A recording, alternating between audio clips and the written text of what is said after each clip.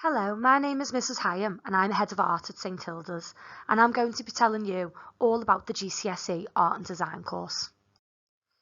If you look at the Creative Industries website, you will find a lot of data and research to provide evidence that the creative industries are the fastest growing sector in the UK. The creative industries sector is made up of 16 distinct industries: advertising, architecture, visual art, crafts, fashion and textiles, design, performing arts, and music. The job market wants creative people who are lateral and not always linear thinkers, people with a growth mindset and people with transferable skills who are confident working in both teams and as individuals and are unafraid to take risks. The GCSE Art and Design course brings a lot of these skills into it. To show how transferable art and design can be when you're looking for careers, this is an article by a senior lecturer called Dr. Faye Penrose at the University of Liverpool.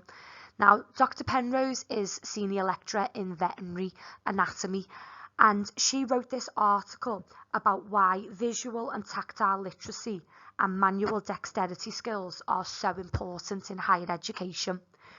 When Dr. Penrose is interviewing for the veterinary course at university, she is looking for students who have studied art and design in school. She believes that good practitioners need to have good observational skills, advanced fine motor skills, and attention to detail. She believes that high levels of manual dexterity can be used for patient examination, surgical procedures, or using delicate equipment. We study the exam board EDUCAS and have done for many years. In fact, I am a moderator for the exam board and have been lucky enough to go out into other schools and see the work that they are doing, which means that when it comes to marking our GCSE coursework, we know exactly what we're looking for. Students are assessed on 4 key assessment objectives. One is contextual understanding. Assessment objective number 2, creative making. Number 3, reflective recording. And number 4, personal presentation. Assessment objective number 1 is the academic element of the course, where students are expected to go and do some research. They need to find artists, designers, craftspeople who inspire them, excite them about their work, and really do some research and analyse exactly what they've done and where that inspiration has come from. It really is about inspiring those different skills and techniques. The second assessment objective, creative making, is probably the most exciting one that students enjoy. This is where we use every single piece of equipment that the department has to offer, and at GCSE that really does start to become a lot more specialised.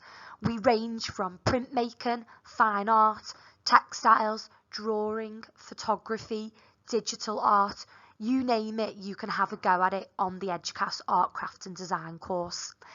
This gives students the opportunity to explore different techniques, play around and experiment, and eventually they will find something that they do want to specialise in, and it's all about the refinement and perfecting their skill. Assessment objective number 3 is reflective recording, and this gives students the opportunity to record from what they see in the world around them. Photography has really come into its own the last few years, and students are expected to get out there and photograph things that are really personal to them. The exam board want the projects to be personal. They want students to be making them about them, to be really finding links with something that they're interested in and excited about. And the assessment objective number 3 is about how they present this work, whether that be through written or artistic forms. The final assessment objective, personal presentation, is where students collate everything that they've done in their coursework to produce one big final piece.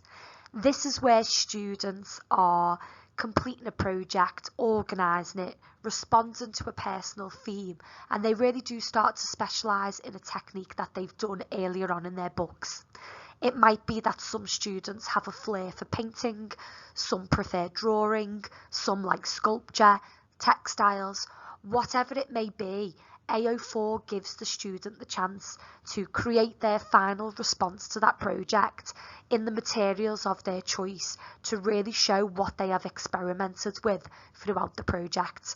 It's always a really creative, wonderful conclusion to the project. We offer a wealth of skills in the art department. This course is all about making the students confident, being able to work as part of a team and as an individual, and we don't want our students to be afraid to take risks. The start of the course, we very much focus on teacher-led workshops.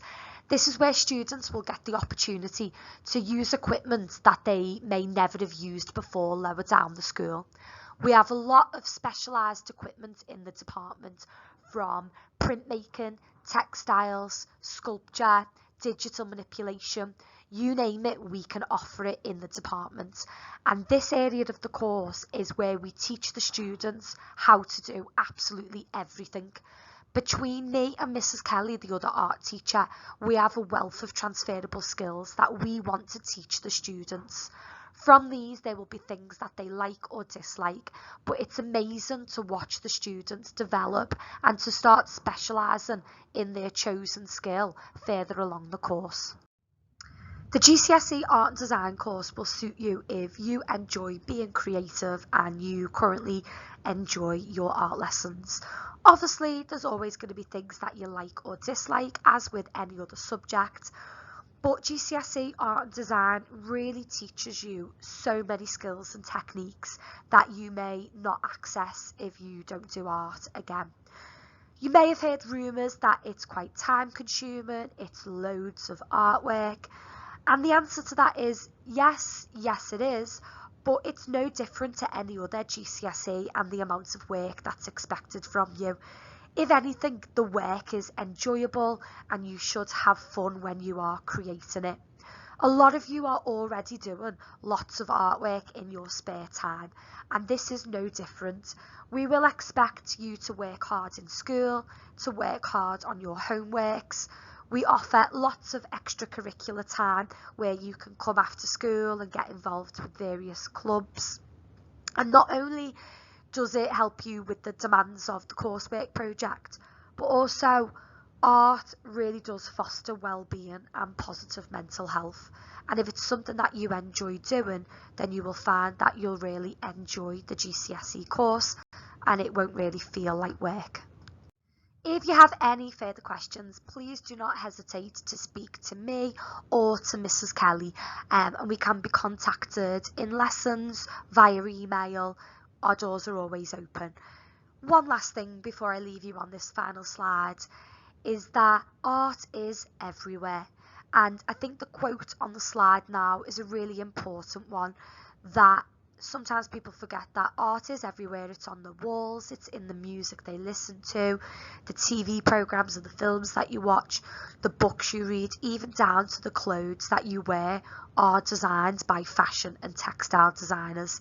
And all of this journey started in school and started on their way with the GCSE course.